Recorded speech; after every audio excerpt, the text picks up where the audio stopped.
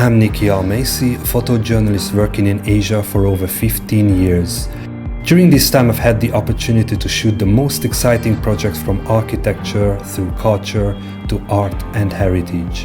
Through Photojournalist Diaries, I would like to invite you along this journey, so if you feel like it, please hit the subscribe button.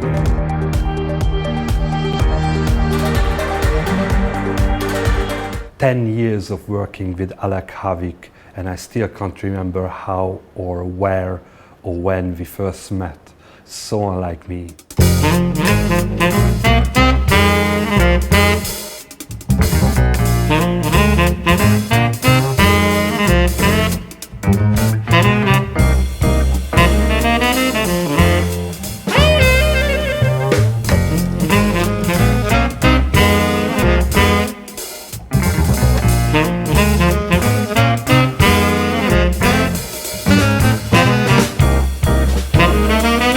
Last time I talked about my so-called lucky charm musicians, those particular Shanghai musicians who were there for me from the very beginning and who were kind of the foundation for my early portfolio. And one of the most important of these musicians was the endlessly charismatic New York saxophonist Alec Haavik. As a photographer back then, I was like a butterfly collector. I was surrounded by these wonderful musicians with distinctive and different personalities and characteristics and clothes, and I wanted to pick each one of them and put them into this collection, and obviously Alec was one of the must-haves.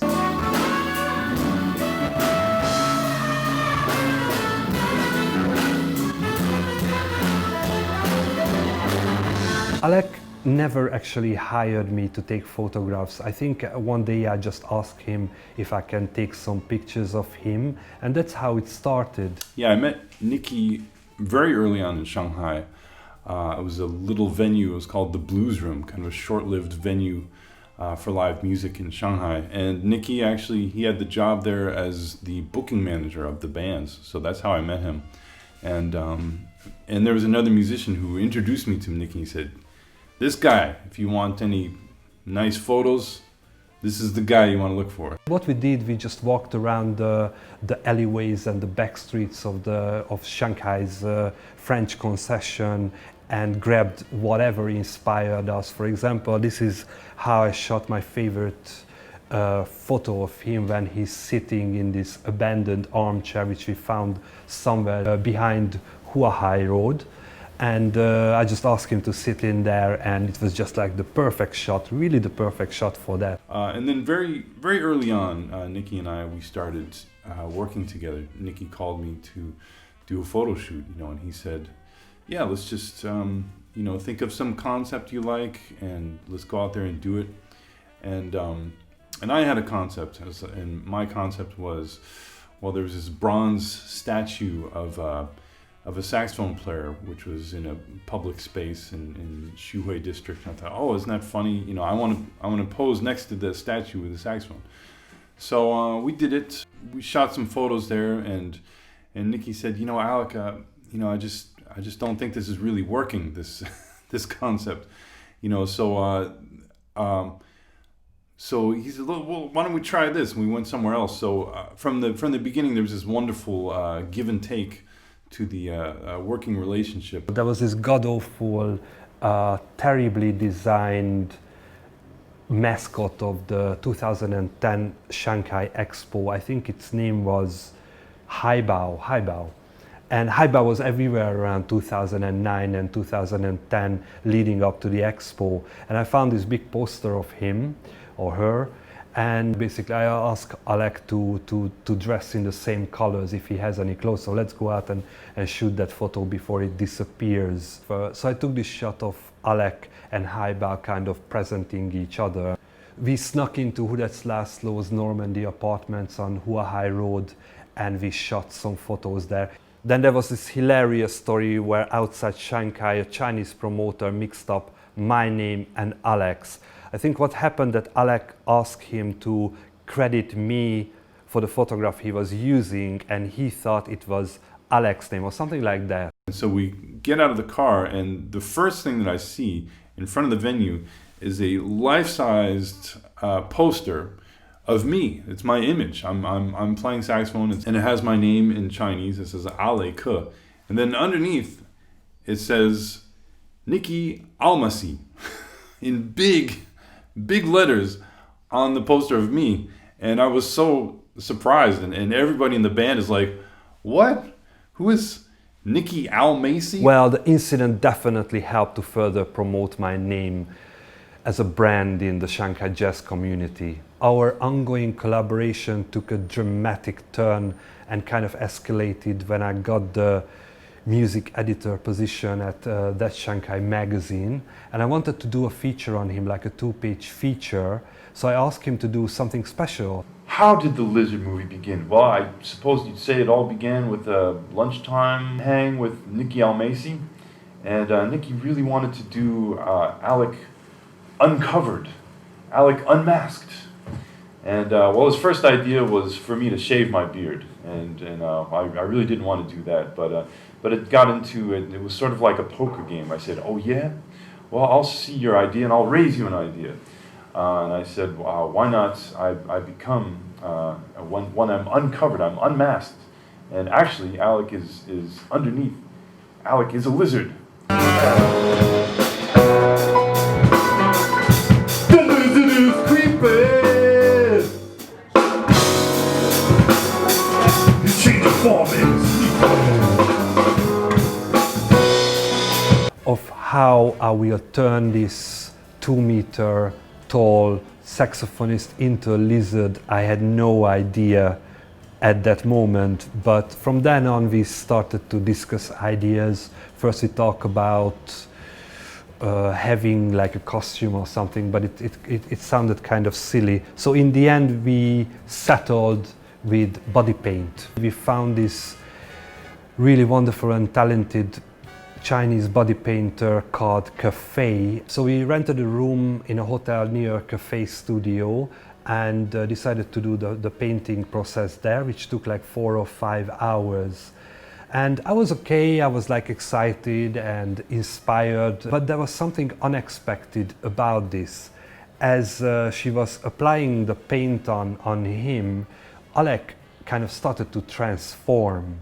And I'm really not exaggerating, but it was quite serious and striking that the Alec I knew kind of disappeared suddenly, and he transformed into this alien-like person. He became very distant and changed completely, which I really didn't expect. For the shoot, I chose a very good location, the old slaughterhouse in Hongkou in northern Shanghai.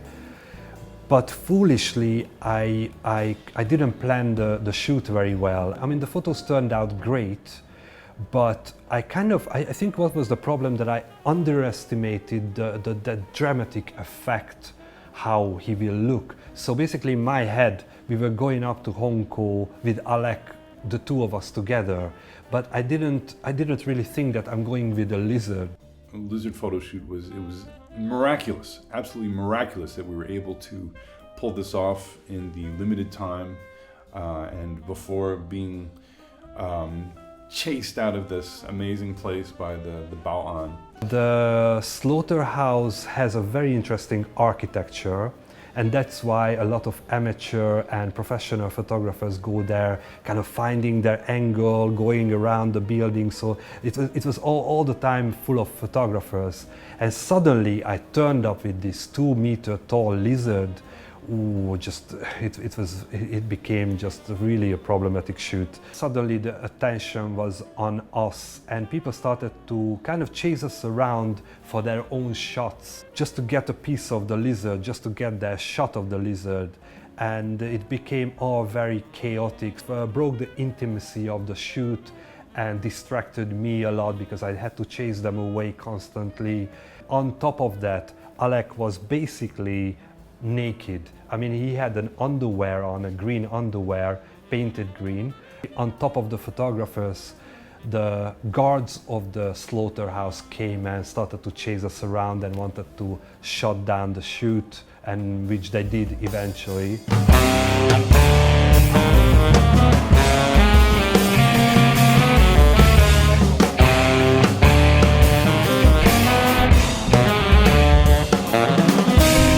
After the shoot, everything went back to normal. The pictorial of the session was released in that Shanghai magazine, and basically I kept taking photos of Alec, of his performances, and I regularly covered his appearances at the Jay-Z Festival. But in 2014, I thought of what if we brought back the lizard for a short film? I told him initially that I really don't want a stupid lizard crawling around for 20 minutes with no reason.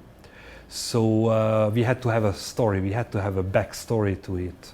The lizard needs to live, it needs to move, it needs to be in an environment. And I can't remember which one of us came up with the idea. I think we were just talking about it and decided to feature this artist, Alec Haavik, of course. The story has a theme, the theme of an artist who's encountering a creative block in the studio, who's doesn't know the direction, not sure how to continue. And I ended up really embodying this theme during the making of this film. At every stop, you know, I had such self-doubt and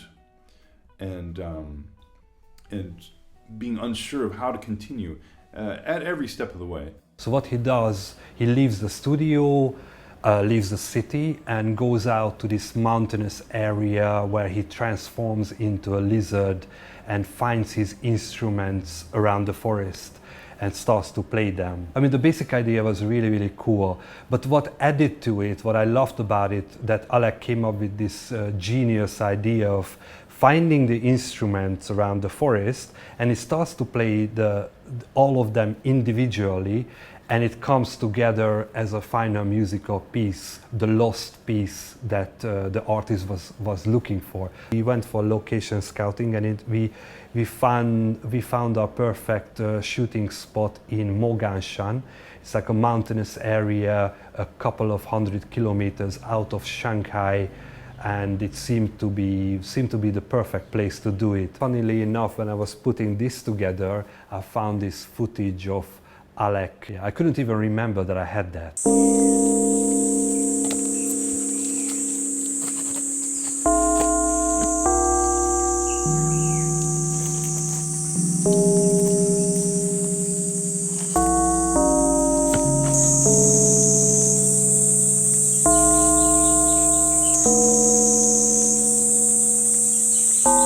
We rehired Cafe, the body painter, and in 2014, October, we went up there to shoot the film with a small team. I mean, I had like 2 assistants, then my friend was there who was the driver and photographer. And the date approached, and I said, Nicky, I don't know, I'm looking at the weather report, and it says there's gonna be rain, you know.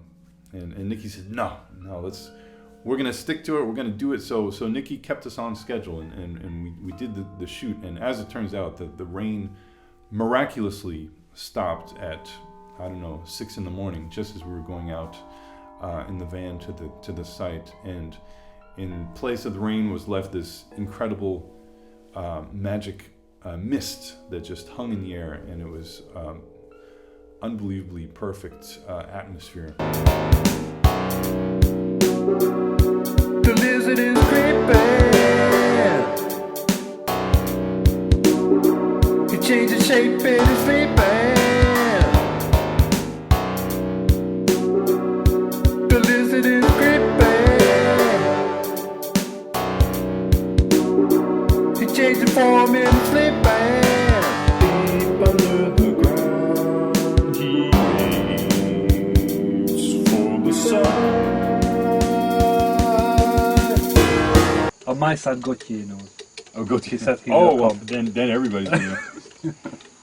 Yeah, no, I want to send out a photo on WeChat and say, attention, there has been a lizard spotted in Moganshan. rumor has it that he plays saxophone and is going to be a Jay-Z tonight. This autumn weather was really perfect for the film. I had no idea how beautiful it's going to be actually. We went back to the cave and everything was covered in mist, and these mountainous areas were so like, it really fitted the film, what we wanted to shoot.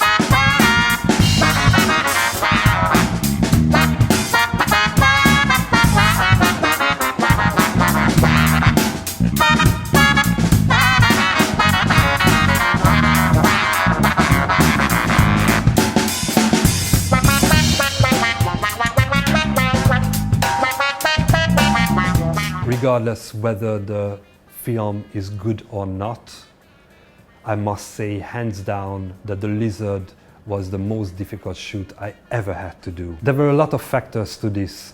My friend who was there as a driver and a photographer, he told me that, look, this is not a one-man's job. And he was absolutely right. I mean, it was very hard. I really felt like I was falling to pieces in the middle of the shoot. So many things to look out for and so many things to pay attention to the right angles, then the direction and the storyline, everything, and just the problems, the endless problems with the shoot. And what didn't help, that I was so obsessed with this project that I couldn't sleep 2 nights before the shoot. One of the major problems was how Alec looked. I mean, he did look scary.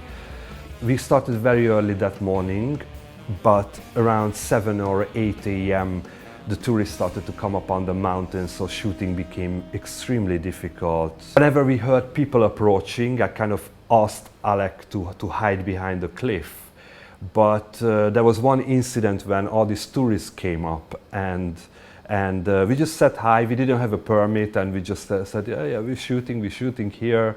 And they kind of went behind the cliff, but what I didn't know, that the path actually turned around behind the cliff. So they found Alec like kind of squatting down, so he was even more scarier to them. And there was one tourist who was convinced that we were shooting the Avatar green version. All in all, the shoot became very, very stressful, really, really stressful with everything else. Then it started to rain, and as Alec was in full body paint, Cafe had to retouch him all the time, and there were extra stress added to all the problems.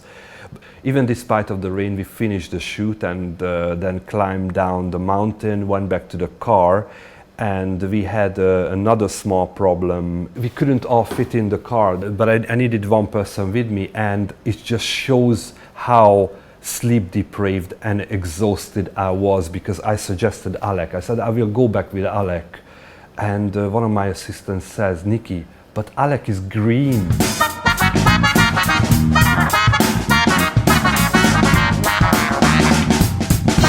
The most difficult part, the lizard parts, that was done. But the post-production and the additional shoots dragged on for so long, literally for years actually. We started in 2014, Shanghai, and we finished the film in 2018, Kuala Lumpur. Back in Shanghai, we still had to finish the studio parts, the beginning of the film, and then one more time we had to go back to Moganshan, only the two of us with Alec, to shoot the scene when he approaches the cave. And what made it even more difficult, that the weather had to match the lizard part, so we had to wait for another year. It just dragged on and on.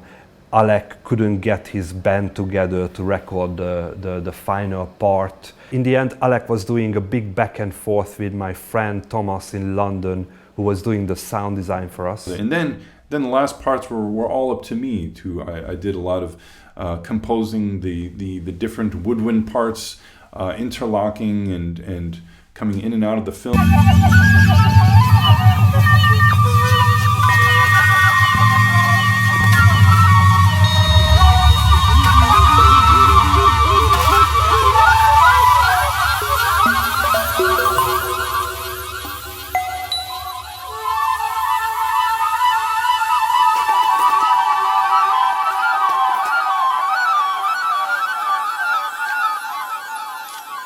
The film, I'm going to be honest, I really don't know. I really don't know how it is. I kind of lost judgment and perspective through all these years. I think I was more fascinated with the process itself than with the end result. It's going to be one of these weird little underground movies that people either hate or love. And I'm sure there's going to be a lot of people who, after watching the short film, they're going to say, what the f was that? I'm more fascinated with the story behind the film than with the actual film. And the most important thing is that I made, and I'm so happy about this, that I made Alec Haavik's dream come true of becoming a lizard.